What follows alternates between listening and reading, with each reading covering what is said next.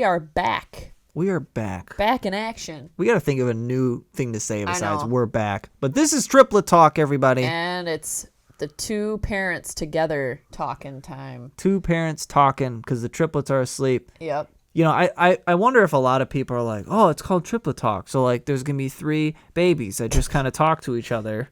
And then they're really disappointed. They're really disappointed. They're like, oh, wait, we don't even see the babies? What's going on? Well, actually, for this particular video, with this topic, we actually have a lot of footage and photos from our phone.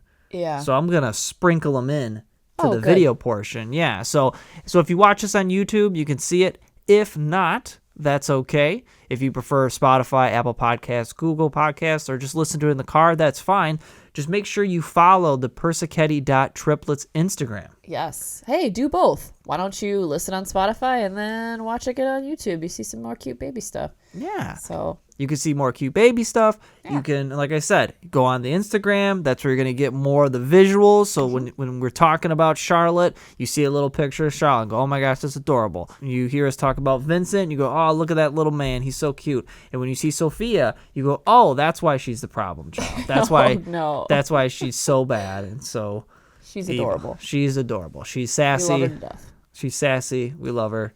She's got the biggest personality. We'll really say does. that. We'll just say that. But I'm particularly excited about this episode because I think the stars have aligned from what you told me today that this is actually, was it NICU Awareness Month? Is that the correct? September. It's just everything lined up.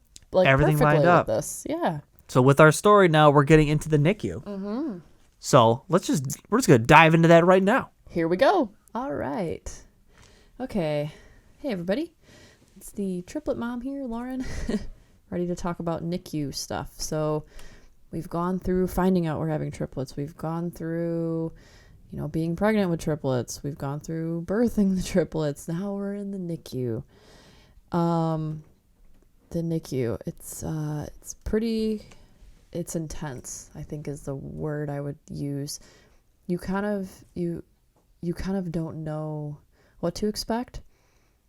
It's something that, your babies are going to be born premature when you have multiples. There's a very, very high chance, especially with triplets. I know twins, they could go pretty close to full term, but with triplets, it will definitely, there will be preterm birth. So there's a lot of fear there. There's a lot of, making sure that they're healthy and everything's fine, after they're born. So it's a lot to kind of wrap your head around and worry about. The NICU is the Newborn Intensive Care Unit. So it's all babies, and they're all in these little, they have their own little stations and they're all lined up. And after the triplets were born, they were taken straight to the NICU. And I was actually put on a magnesium drip. I was being monitored for preeclampsia because of my blood pressure. So I was on bed rest for 24 hours after they were born. So I was unable to see them, which was very, very hard. As a mom, you're really excited. Your babies are born. You've waited all this time. And of course your emotions are running high anyways. And you're told, that you have to stay in this room and you can't get out of your bed. You can't do anything. You can't see or hold your babies. And that was really, really tough. And I'm super glad that Vince, was ready to jump right on. He's like, I'll be there. I'll go. He was there every second he could, but I could tell that he was also wanting to be there with me too. But anyways, back to the NICU. After you give birth, it's a whole whirlwind of craziness because you're trying to recover, but now you're a mom. So it's this weird catch-22 where you have to take care of yourself to take care of others. So part of me is extremely thankful that we had the NICU to watch over our 3, newborn babies while, I was in a lot of pain and I was dealing with recovery. So in that case, I was extremely thankful I'm always thankful for the NICU, but they're, little specific moments. like that. But while we were in the hospital, I was in the hospital for 5 days after they were born. So we were able to, go and see them whenever we wanted, day or night, for as long or as little as we wanted, which was really nice. But, I couldn't walk for a couple days, so I was in a wheelchair. And I couldn't do a lot of things either. So I didn't have energy, which was hard because all you want to do is be with your kids, And when you see your kids kind of helpless in the NICU, kind of alone, and there's like, it's just like, it's heart-wrenching, because all you want to do as a parent is help, but you don't know what to do. I mean, who knows how to do anything?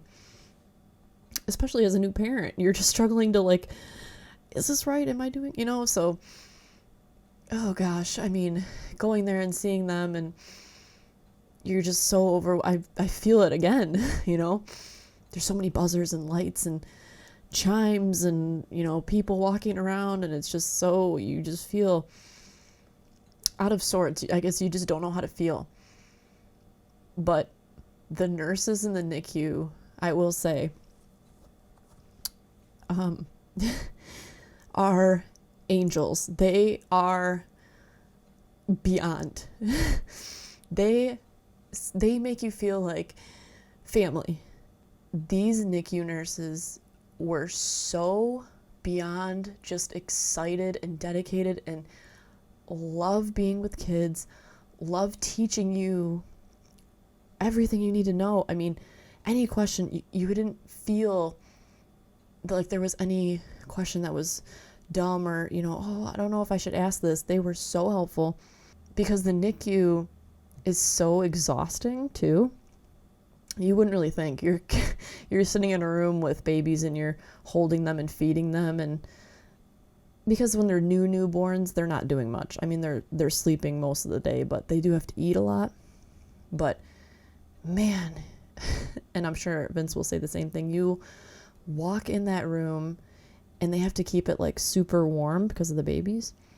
So it feels just like a sauna. You want to go to bed, and like sometimes they have like soothing music and like lullabies and stuff, and it just like drained you, and you'd sit down and be like, oh my gosh, whoa,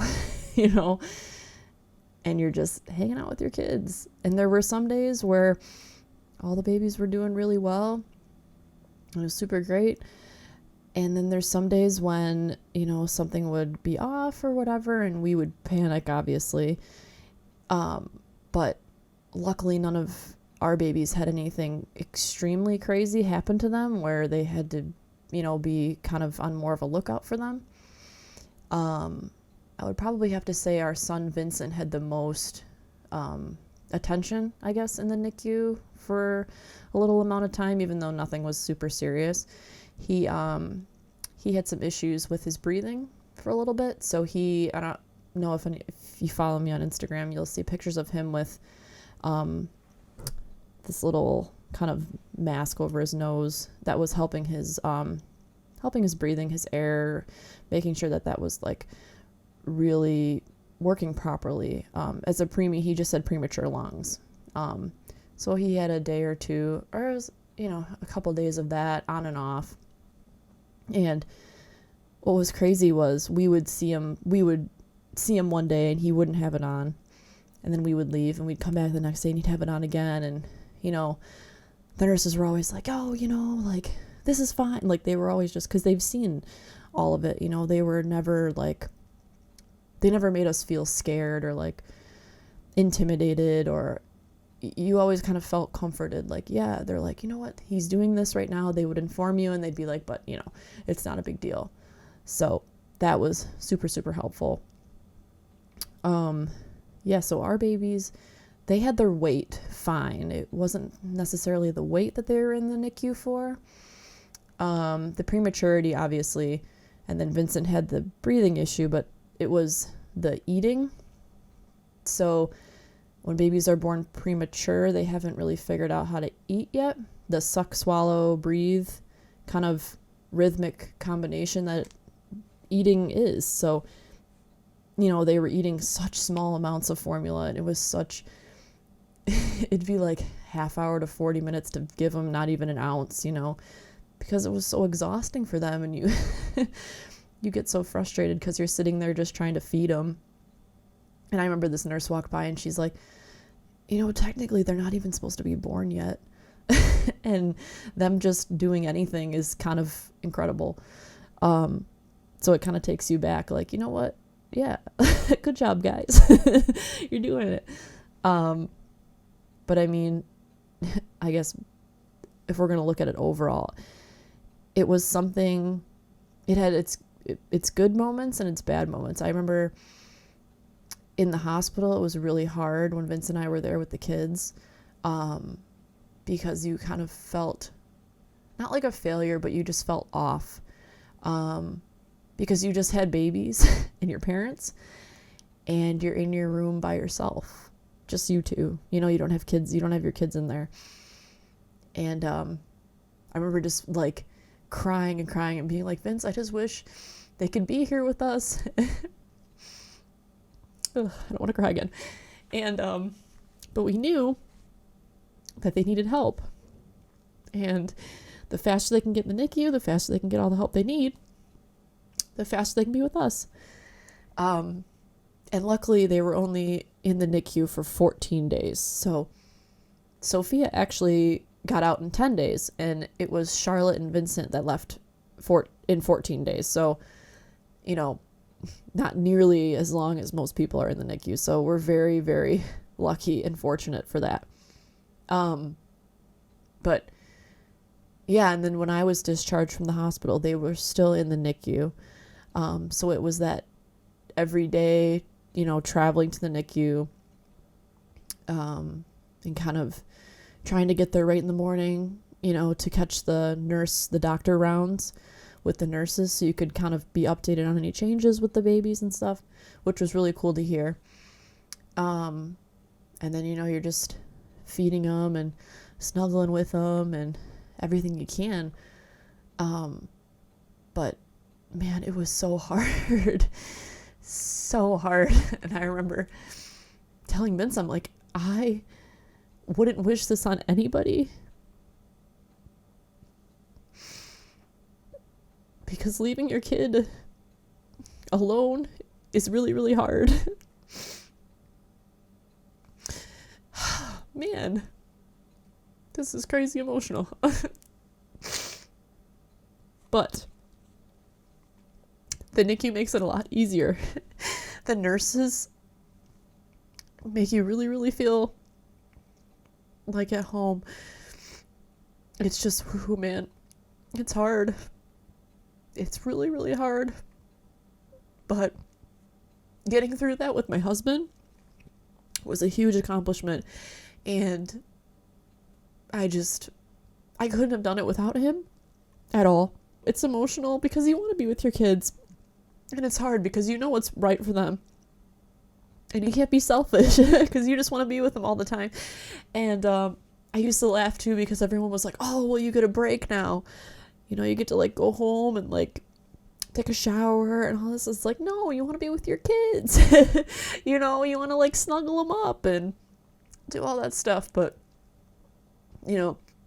it's just crazy to look back because they changed so much from the NICU, and all those nurses and everything. I mean, that was baby boot camp. It really was. It prepped you for coming home. And I remember them leaving the NICU. The nurses are like, all right, they pass all their tests and stuff. They're like, okay, they're ready to go home. And you're just like, oh my gosh, wait, but you're not coming with me. Like you get so comfortable with the nurses helping you, because it was great. At first, because no one knows how to be a parent. I mean, we don't know what to do. It's a total, we act like, oh, we got it. No, we have no idea. And these nurses are just like seasoned pros. They're just like diaper change, whoosh, put them to sleep, burp them, feed them, everything. I mean, they had all the tricks. They had everything just locked down, and they send you home and you're just like, whoa. Like, now what? Holy crap. This is what everyone has to go through. Like a day later, I think that's right. With one kid, which is pretty normal. But yeah, I didn't mean to get that emotional, but man, it comes back to you. This is why I love this podcast, because I get time to kind of reflect. I mean, with 3 kids, I don't have time to think about anything. Man. But if you are pregnant with triplets, if you know somebody that's, expecting multiples, if you have a kid in the NICU, it's scary and it's tough, and know that now going in, but you will have help and you will get through it. And if you have family or friends, or, if you're listening and you want to help somebody that has kids in the NICU or anything, gift cards for food places, that's super helpful. My sister-in-law got me a gift card to Starbucks, and you would have thought you had given me $1 million. I mean, anything that's quick to grab that will keep you full and because you forget to eat, you forget to do all these little things. I mean, anything can help. Casseroles, energy bars, bottles of water. It sounds crazy, but these little things for people in the NICU are like huge. Yeah, and just remember that you will get through it, and you will be stronger, and your kids will get through it. And it's just like a blink and it's done. And it's exciting to look back on. So yeah, that's all, guys. See ya. And now it's time for my perspective on the NICU, everybody. Or as I like to call it, baby boot camp. That's right. I call it baby boot camp. And as much of an emotional toll it was for Lauren and I to see our kids in the NICU, to be in the NICU, I'm actually very grateful that I had that experience. And I'm going to tell you why. So before having 3 babies, for any babies, Lauren and I never even changed a diaper before. We never really fed I don't think we ever bottle fed a baby. So the fact of raising 3 babies was a lot, but also the idea that, we never even know what it's like with one was kind of shocking in and of itself. And so what the NICU provided actually was, even though the babies were not ready to go home yet, even though the babies were, they couldn't even be in the room with us in the hospital where Lauren stayed for recovery, I knew that they were being taken care of by professionals. And not only were they being taken care of by professionals, but Lauren and I, any chance we could, we were going to visit that NICU. I mean, we were trying to pretty much live in that NICU. And as we were doing that, the nurses, the staff, they were showing us how to change diapers, how to feed them, all of these things. So I got kind of a ton of practice, a ton of work. And I got to do it 3 times over, right? I got to learn how they were going to place them on a schedule, so that way you can kind of handle the chaos. And all of that stuff and more was extremely beneficial to me.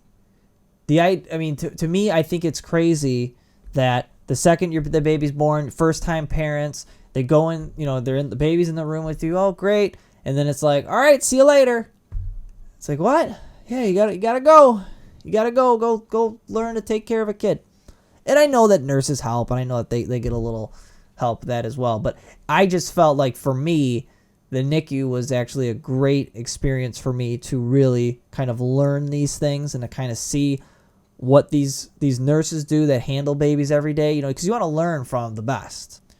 And so once the kids were born, they went straight to the NICU. And the second I could go see them, because Lauren was in recovery, I think a nurse or someone's like, yeah, you can go visit them in the NICU right now. Do you want to go? And I'm like, yep. So I just bolted down there. Lauren gave me the thumbs up, so I didn't just leave her. I bolted down there, and I'm going to go see them, try to figure out where they are. And listen, everyone's always worried now with the kind of the state of the world. Listen, the NICU, they were doing this before it was cool. Okay? I mean, you go in these places, and they have these huge hand washing stations before you even go near a baby, before you even see a baby. You're washing from your elbow up, and it's crazy hot water, tons of soap, the best soap you can buy. I mean, everything was crazy. If you weren't feeling well, you couldn't see them, but if you had a low immune system or something, you best be wearing a mask. I didn't have to wear a mask, but jewelry, you couldn't wear jewelry. So this whole time, when I was in the NICU, I just didn't wear my wedding ring, ladies. Just kidding. So I didn't wear any jewelry. I just kept things close. And I ended up just wearing, it was November. It was freezing out. I would just roll up my sleeves and I just wear t-shirts. It got to the point because I'm like, I have to keep everything clean. And I hated rolling up like a big sweater just to wash my hands. And you'd go through all these preps just to make sure so you can go see your kids. And going there, I was the most worried about Charlotte, right? Because Charlotte was 4 pounds 4 ounces. She weighed the least. She was 17 inches. She was the smallest. They said, this is going to be the little one. So I was all concerned about her, right? Next thing I know, I go in there and there's babies everywhere. This is a huge NICU. Okay. In fact, this was so big, we weren't the only ones with triplets there. You heard me right. There were 2 other families that had triplets in the NICU with us. Okay.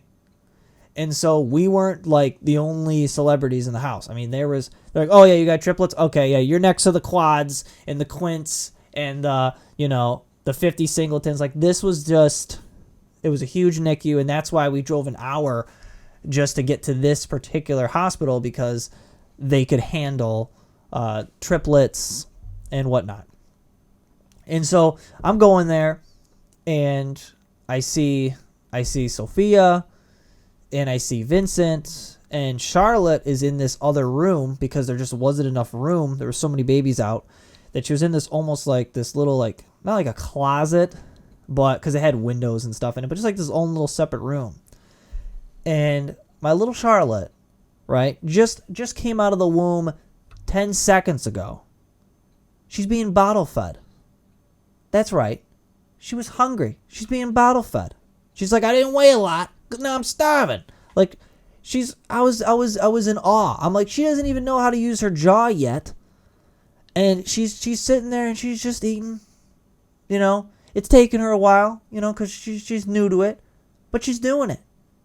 And I thought, oh my gosh, this is crazy. My little Charlotte, my little peanut, is eating like a champ. And I thought, I'm not going to have to worry about Vincent. Vincent's going to be least my worries. He's the biggest. He's a big boy. He's going to be good to go. Well, it turns out Vincent had premature lungs. Okay? So his lungs weren't 100% developed yet. So they were there, but they weren't fully developed yet. And so he needed an oxygen mask, and he also needed this oxygen crate thing. He was in this little box to help him breathe and stuff. With the mask, he kind of looked like Bane, like, I was born in the darkness. It was dark in there, and I was sharing it with my sisters. I don't know if that's a good impression, everybody. I don't know. But he had this little breathing thing, and so we were obviously nervous. I was obviously concerned. No one else was. The doctors weren't. The nurses weren't. They were like, yeah, this is pretty common. This is a very common thing. We're actually more surprised that Charlotte and Sophia don't have premature lungs. So I was like, if you're cool, calm, and collected, then I will only panic a little bit. So that'll be great. And so they were in the NICU for 2 weeks. Sophia was actually in there for 10 days. They were in there and then Vincent and Charlotte were in there for 14. And it was exhausting. I don't know what they're putting. I think they put sound machines and stuff in there, but you're just drained. Okay. Even though I could go home, I can go back to the hospital room with Lauren, or we could go home. You got a decent night's sleep. You still were just drained when you got there, because they had them on a system where every 3 hours they had to eat. okay, in order to grow and kind of catch up with weight and all that good stuff, and to practice eating. And so it's every 3 hours. But that doesn't mean you get 3 hours in between. So we're going to do a little math here, okay? So if it starts at, let's say, 3 o'clock, what they did was they, instead of feeding them all at once, they'd feed them every 30 minutes apart from each other. And the reason for that is, one, usually there's only one or two nurses, dealing with all three babies, just like there's only one or two parents dealing with the babies. And so that in turn developed a schedule for us to follow. So, okay, so you're feeding Sophia, let's say, 3 o'clock. Okay, she has from 3 to 3:30. And they needed some assistance to eat because they were, because they're newborns. Technically, they could be eating from their tube, in mommy's womb until 9 months. They're born in 35 weeks. So they're like, wait a minute, this isn't part of the deal. I think I'm supposed to be in there still. And so that takes a little bit of time. And another thing that they do is if they're not really eating well and they need, got to make sure that they're eating, they get what is called a gavage. It's called a gavage. And what it is, it's a tube, and it goes directly from their nose into their stomach. Now, that might seem gross, that might seem painful and uncomfortable, but according to them, they say it actually doesn't bother them at all, and they're getting the nutrients and food that they need because they get so exhausted that they just fall asleep, or they just have a hard time latching, and they just have a hard time eating. Now, Lauren did try to do like breast pumps and stuff, but 3 babies, 1 person, it's a lot. And so our mentality from the beginning was, we want to make sure the babies are fed. That's number 1 priority. Make sure the babies are fed. Make sure that, we're doing what we can. I'm not going to have my wife have an emotional breakdown because she can't breastfeed all 3 babies. That's just way too much to ask for. And, I grew up on formula, and I only, twitch a couple times. I don't know. I'm not very coordinated, but it's fine. It's fine. And so the gavage, basically you put it in like a turkey baser, and you just inject it, and it just goes right in, whoop, and they do that. And it was actually pretty nice, to be honest, because when they wouldn't eat or they get too exhausted or too tired, you can be like, hey, you got to use the gavage, because they only get about 30 minutes. They got to make sure that they get that food done in 30 minutes, because after Sophia from 3 to 3:30, now it's Vince's turn, right? Vince is from 3:30 to 4. Okay? So then you feed him. And I'm learning how to hold the kids. I'm learning how to properly feed them. I'm learning all the tips and tricks that these nurses had to get the kids to eat, so that way you don't have to use the gavage as much. And so then after 3:30, great. 3:30 to 4, great. Now it's 4 to 4:30, you're doing Charlotte. Now, for those of you math whizzes and engineers out there, you're doing it every 3 hours. So Sophia is going from 3 o'clock, and then she's going from 6. You finish feeding all 3 kids by 4:30. Now you have an hour and a half to kind of catch your breath, because guess what? You're doing it again and again and again and again and again. So that's fun. So that's the part that made it very exhausting. Now, the emotional toll that it had on us was especially when it came to Vincent. So Vincent, like I said, had premature lungs. He had I believe it's the rubella, where he needed the light on him and stuff, which is, I guess, super, super common for babies, just kind of in general, but also in preemie babies.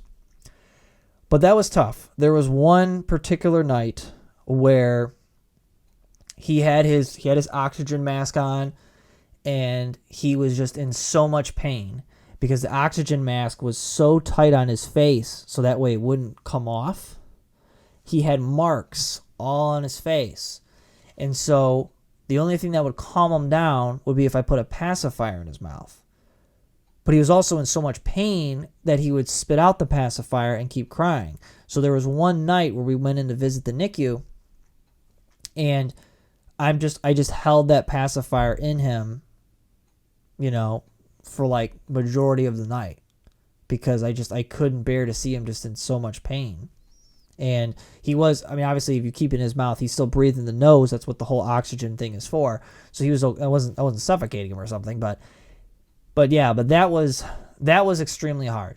That was not a fun time going back to the room with Lauren, because that was the first time as a parent where you finally get the feeling that, if something bad happens to your kids, there's certain things that you just can't control, and you feel helpless, and you just want to take that pain away. You're just like, listen, just give it to me. I can handle it.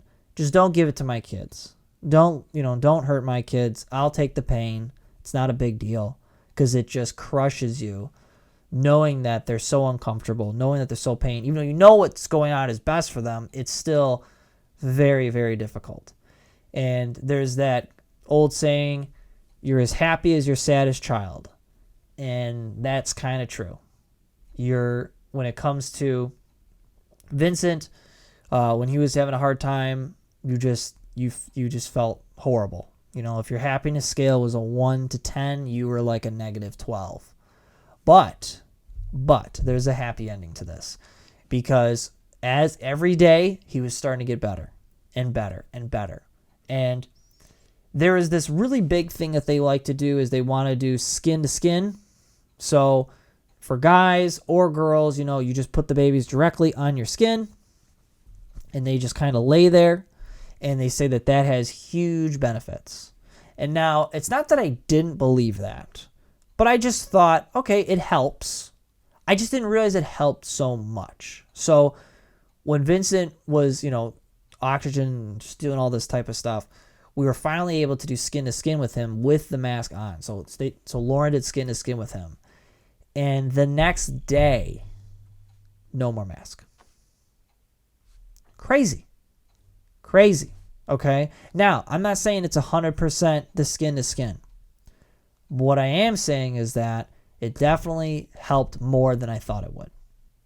I thought it was more for maybe the parent. It maybe makes the kid feel a little more safe. But since he felt so much more relaxed, because that was the big issue, right? The pacifier, he just wasn't relaxed, that it was harder for him to heal. It was harder for him to do this because he's putting so much stress on his body. Whereas when he had that skin-to-skin time, he immediately was calm. He was feeling good, and his body was starting to really improve with all the help and the stuff that the doctors are doing. So it's not a one or the other, but it was just something that really benefited, that I was very surprised about.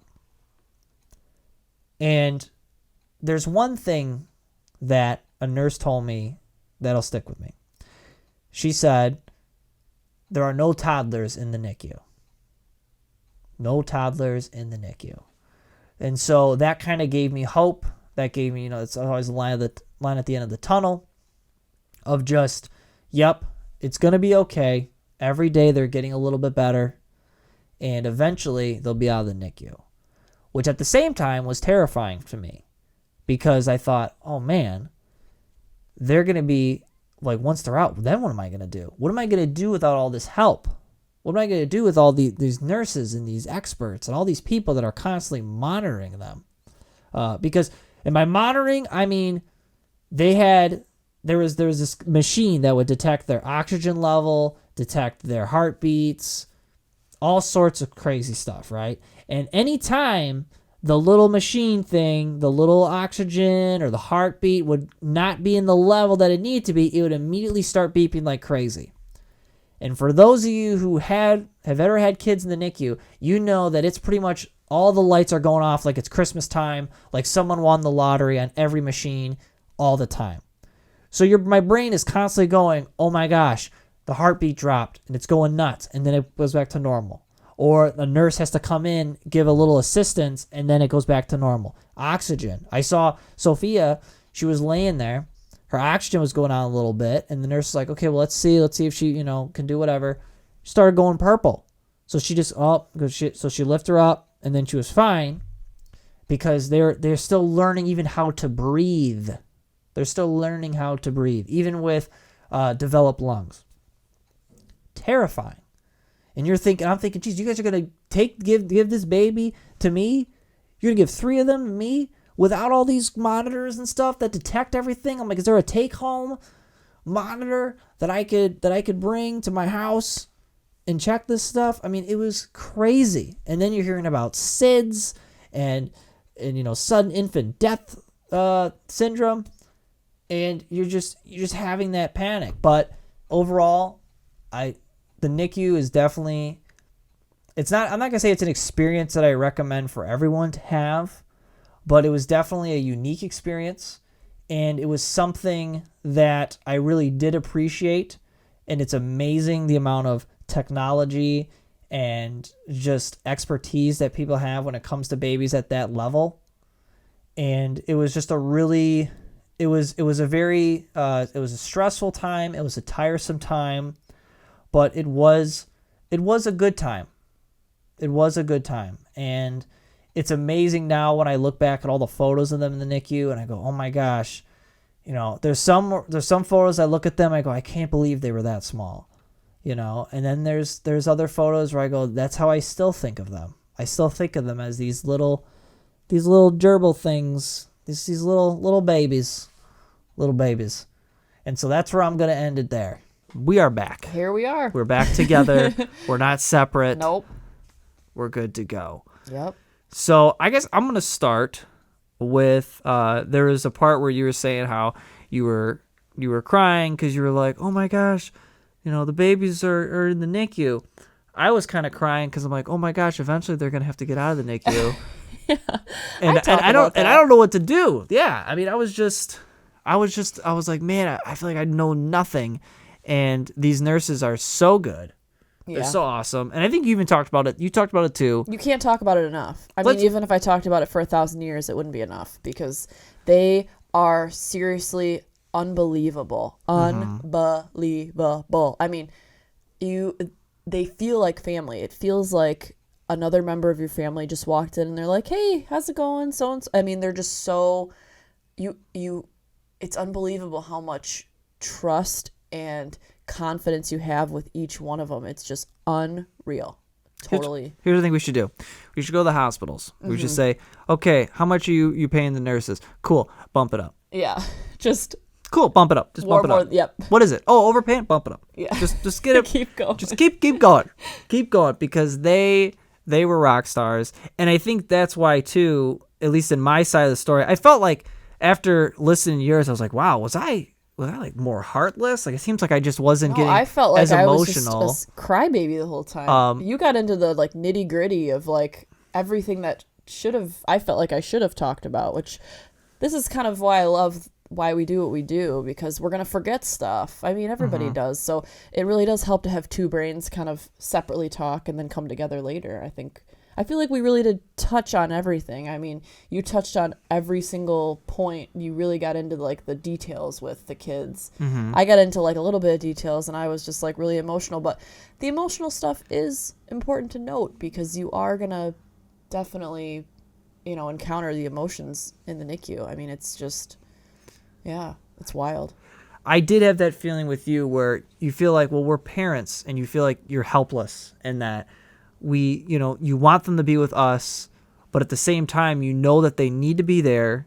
And you also know that they are being well taken care of for 24 hours a day. It's the weirdest feeling because all you want is to be with them. And then as soon as you're there, you're just so nervous. You're like, I hope I don't do something wrong. I hope I'm doing everything that I'm supposed to be doing to the most that I can. And it's just this bounce back and forth. I mean, you're emotionally unstable. It's nuts. It's just, I can't even describe it to this day. But the nurses, I know we keep talking about them, but they really did help encourage you to learn. So that way, when we did transition away from the NICU, you did feel confident. Yeah, you were scared and it was a new thing. I mean, it was a new journey that you're embarking, and you've never done this before. I mean, who has 3 kids ever? But like parents, and a parent in general, you don't know what you're doing, and you somehow have to act like you know what you're doing. I mean, let's be real. Why are we doing this? Like, we gotta just, and I think, why we do it is because if we acted crazy, I don't know. Like, I think it's we do know what we're doing. It gives you that extra boost, that extra. yeah, I'm going to rock today. I'm going to change some diapers. I'm going to feed some babies. I'm going to put some babies down to sleep. I think if we just acted like, oh my God, like nothing would get done, I feel like. I don't know. Yeah, and you can't. I mean, you can't panic. You can't be worried. You just got to kind of jump into it. And also, too, with the NICU, whenever we were in there, we were always like, we're going to change the diapers. We're going to feed the babies. We're going to do this, this, and that. We were always like, we're jumping in. We weren't just sitting there watching the nurses do all the work. The nurses, however, were telling us, okay, this is what you do, and this is how you do it, and here's some tips. And they were guiding us through that process. And then they also enjoyed it, too, because we were obviously doing a lot of the work. So they doing their job, you know. In a way, yeah, we were doing a lot of their job. And they were just kind of watching over us, and then they could kind of check on other babies because I know I explained in the other one how there were so many babies in this NICU. Yeah, it was kind of surreal. It wasn't like one nurse per baby. It was like one nurse for every like 10 babies, and they all have tons of stuff going on. So to see the parents there to kind of help out and to kind of do a lot of that work, that really helped them to be able to take care of the babies whose parents maybe weren't there. Maybe they were at work. Yeah. Maybe they were getting rest. I mean, there was one thing we neither has brought up as much was you were in a lot of pain and recovery where you needed your pain medications. Yeah, a lot of the times the nurses were kind of running it down. When I was in the hospital, they were running it down to the NICU because it was kind of a hike to get there. And sometimes we would just hike back up because the nurse didn't know if we were there, if we were in the NICU or where we were. So we would go back up. So we would kind of pop in, help out with the little babies a little bit, and then you would start to really feel like, okay, I'm in a lot of pain, and then you'd have to go back up. The funky thing with these pain medications, too, was I couldn't just take them when I started to feel the pain because it took a little while to kick in.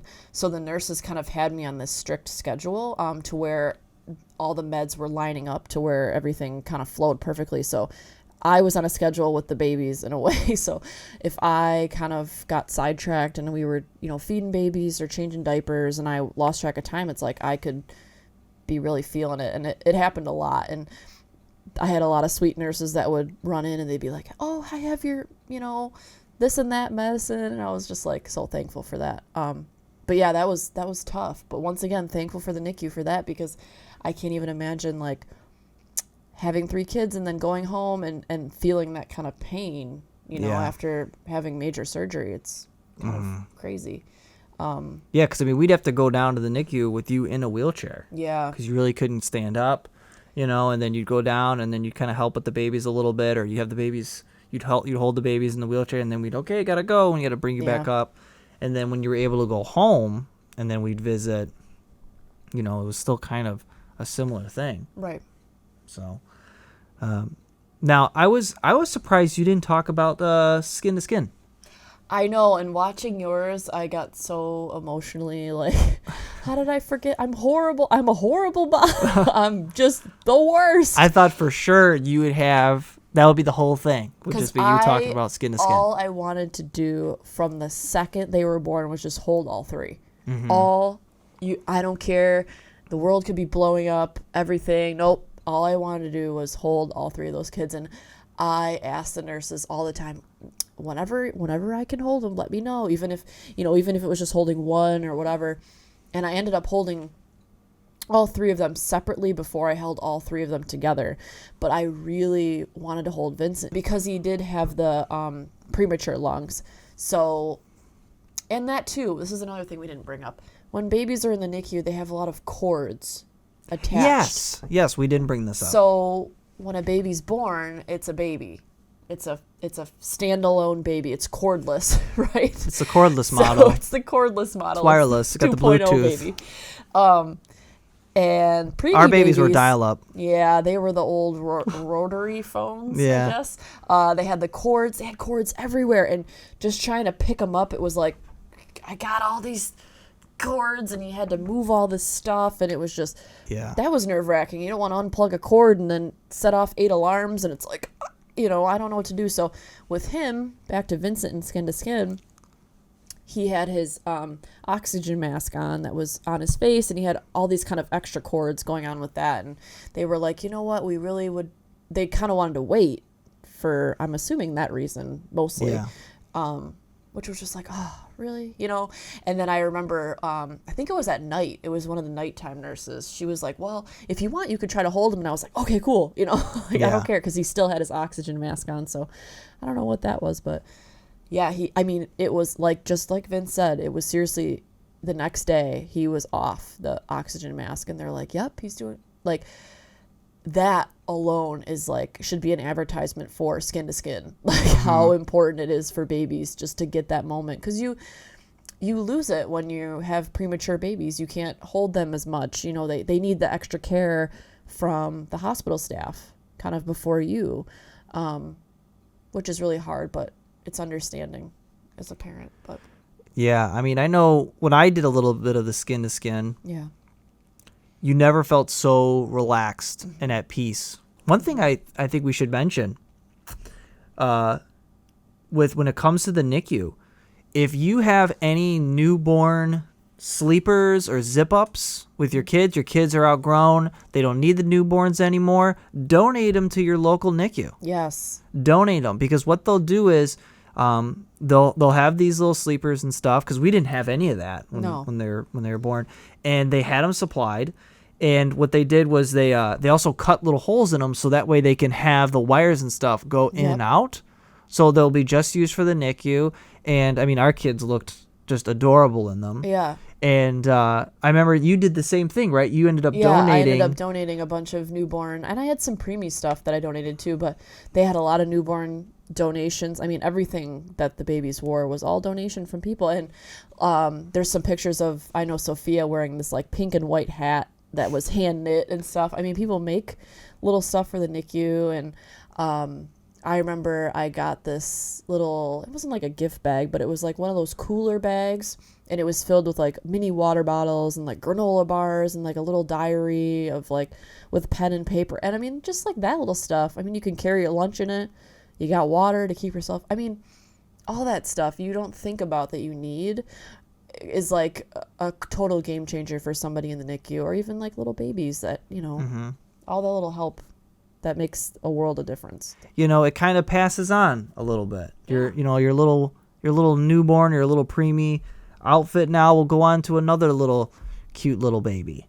And that was just something that I thought, I'm like, we should make sure we talk about that, because that was something that was really nice.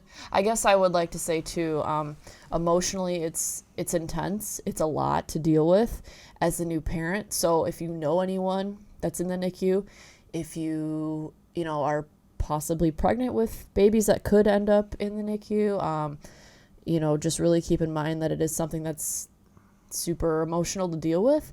So even a quick text, hey, how's it going? A quick call, dropping off a casserole at the front door, sending gift cards, sending anything. I mean, little things really, really, really make the world of a difference. I remember just like food, huge. I mean, because you forget, you're focusing your entire everything on these babies, and you really need to understand that in order to, it's that thing that always plays in when you're in the airplane, like put your mask on before putting on others. So you need to make sure that you're taken care of, to really make sure that your babies are taken care of. And that goes for even out of the NICU too. But and then, if you are going through the NICU now, just remember that it is a short-term thing. You'll get through it, and everything is going to be great. Yeah. You're going to grow stronger as a person. Your babies are going to grow bigger and stronger. Yeah. And it's only a stepping stone. Like Vince, like you mentioned, there's no toddlers in the NICU. No toddlers in the NICU. So unless they're visiting their younger brother or sister that's in the NICU. Yeah. But they're not NICU patients. And also, I don't know if casseroles are a good idea, because you got to cook them, and you're going to be in the NICU all day. So when are you going to cook them? There's no microwave in the NICU. It's never a bad time for a casserole. Let's be I guess honest. so. Maybe they got microwaves. Maybe a gift card to Casserole Castle. That should be a restaurant, Casserole Castle. They specialize in casseroles. So. Oh boy. All right, I think that's it. Yeah. Thanks, guys, for listening. That's a wrap. And gals for listening. Thank you, everybody. Like I said before, check us out on the Instagram. That's a big one. And we'll see you guys soon.